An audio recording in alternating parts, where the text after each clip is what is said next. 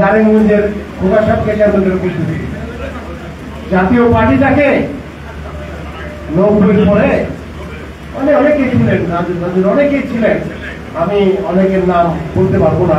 সেদিনটা ছিলেন প্রথম মিটিং, সেদিনটা আমার মিজান চৌধুরী বাসা জাতীয় পার্টিটারে কাদের সাহেব যে পর্যায়ে নিতেন, খুব খারাপ অবস্থায় নিতেন। 90 পরেও জাতীয় পার্টি খুব ভালো অবস্থায় ছিলেন। এরশাদ সাহেব পাঁচটা আসনে 2 বার নির্বাচিত, 91-তে 36টা আসন পাইছে। এখন কাদের সাহেবের সিট নাই। কাদের সাহেবের সিটে পাস করছিল একটা হিজড়া মেয়ে। তখন সাবেক প্রধানমন্ত্রী শেখ হাসিনা বিরোধী দল এবং কাদের সাহেবের তাড়াতাড়ি সিটে বইলা টিওরে বইলা তার রেজাল্ট অফ করা কাদের সাহেবের পক্ষে রেজাল্ট দিয়েছে। জাতীয় পার্টিটারে কাদের সাহেব এই পর্যায়ে এরশাদ সাহেবের সিট, ওইখানে তার ছেলে হয়েছে, তারে পরিকল্পিত ভাবে বাদ দিয়া সে ওই সিটে গেছে।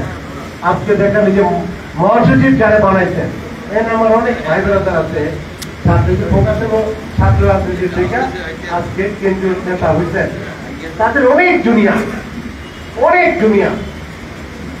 সেই ছেলেরা মহাসচিব বানিয়েছে। বাড়ি কোথায়? রংপুর। বাড়ি রংপুর ভিত্তিক দলটা সে নিয়ে গেলে, সে তার ভাইয়ের থেকে অসুস্থ ছিলেন, রাইতের অন্ধকারে তার ভাইয়ের ঘুমের থেকে উঠে তার সিগনেচার নিতেন। এটা এখানে যারা আছে বসা সবাই জানতেন, চুন্নু ভাই জানতেন, ফিরোজ ভাই জানতেন, রুল ভাই সবাই জানতেন, কিন্তু তারা প্রকাশ করে নাই। ইজ্জতের ব্যাপার। এরশাদের দল, এরশাদ নামে জন্ম দিয়েছে এরশাদের দল, তারা কাউকে বলে নাই, কারণ ইজ্জতের ব্যাপার।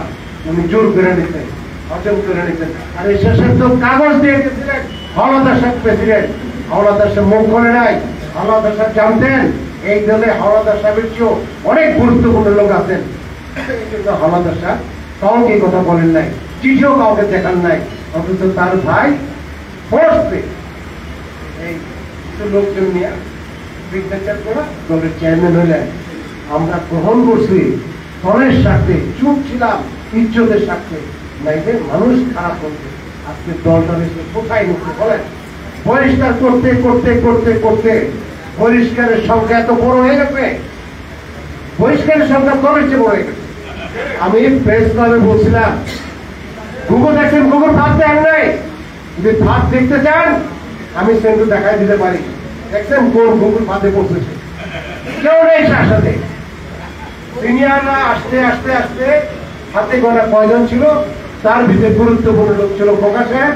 খোকা সাহেব চলে আসছে, এখন তার পাশে কেউ নাই।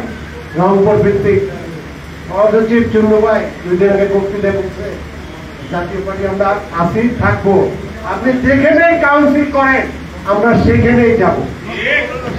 এই যে ভয়টা যে এখন পাইছে, এখন তো সে কাউন্সিল করবে না।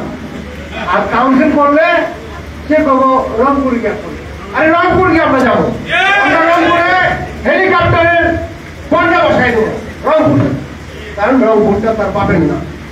রংপুরটা জাতীয় পার্টি, সে মনে করে রংপুরটা তার। আর যে নামটি মোস্তফা মনে করে তার না, রংপুর আমরা যাবো। ওনাকে কাউন্সিল যেখানে হবে আমরা সেখানে যাব। যাই হোক, সময় নেব না।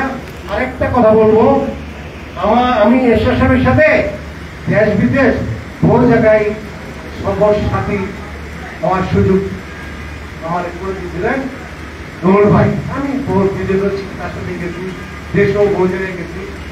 সিঙ্গাপুরের একটা হিস্ট্রি বলি, কিছু মনে করেন না, ট্রান্সের ব্যবস্থা রুল ভাই করছে।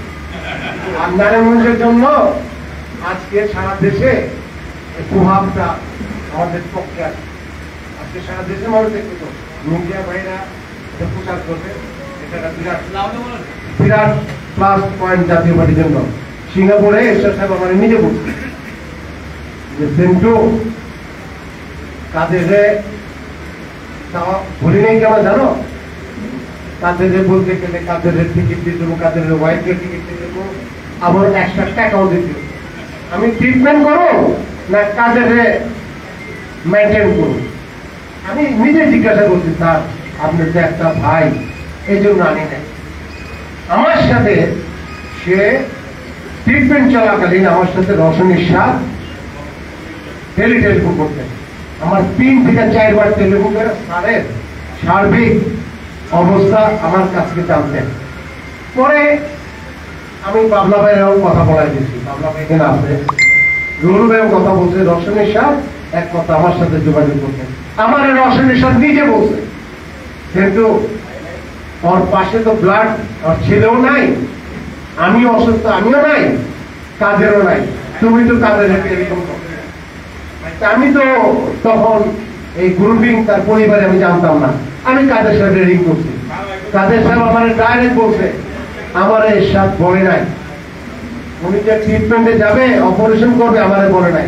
ওইখানে আনিস ভাই ছিল, মুঘল ভাই ছিল, মরম মারা গেছে, বাবলু ভাই ছিল, তার ওয়াইফ ছিল, রুল ভাইয়ের ওয়াইফ ছিল, বাবলা ভাই ছিল, উনি ছিলেন, অনেকেই ছিলেন। আমার আমি টেলিফোন করছি কাদের সাহেবে, কাদের সাহেব বলে কি জানেন, কিন্তু আমার বলে নাই আমি যাবো না। আমি আপনার ভাই যদি কালকে মারা যায়, দায়িত্ব আপনি তো পাবেন, জাতির কাছে কি বলতে দেখাইবেন, ক্যামেরার টিকিটের টাকা দেয়, আমার বলে টিকিটের টাকা দেয়, আমি টিকিটের টাকা পাঠাইতেছি, তুমি কটা পাঠাবে, 2টা পাঠাও। আমি 2টা বিজনেস ক্লাসের টিকিটের টাকা পাঠাই দিচ্ছি। পরে উনি গেছেন একা, ওনার হোটেলের বিলটা পর্যন্ত আমি দিচ্ছি, হোটেলের বিলটা। বিশ্বাস করবেন কাদের সামনে দেখা এসে স্যার কথাই বলেন, এত এত রাগান্বিত ছিল। আর সেই লোক কোনদিন তার আপন ভাই তো কোনদিন তার এই দায়িত্ব জীবিত থাকা অবস্থায় দেয় নাই, আর মৃত্যুর পরও সে দেওয়া যায় নাই, জোর করে নিছে, জোর করে। তারে 3 বার বহিষ্কার করছেন, তারে 3 বার বহিষ্কার করছেন। বহিষ্কার কেন করছেন জানেন? এই 20 ধারায় সে 3 বার, এবং এই 20 ধারার বিপক্ষে সে ছিল। আজকে সে 20 ধারা দিয়ে এতগুলি লোকের বিদায়, এতগুলি লোকের 4টা আরো অনেক আছে, 4টিখানি ব্যাপার। আজকে তার সাথে কেউ নাই, কেউ থাকবে না। আজকে আপনাদের নারায়ণগঞ্জের প্রোগ্রামের পর দেখবেন সারা দেশে কি প্রভাব পড়ে, সে 0-0-0 হয়ে যাবে। ধন্যবাদ, অনেক সময় নিচ্ছি, ধন্যবাদ, ভালো থাকেন।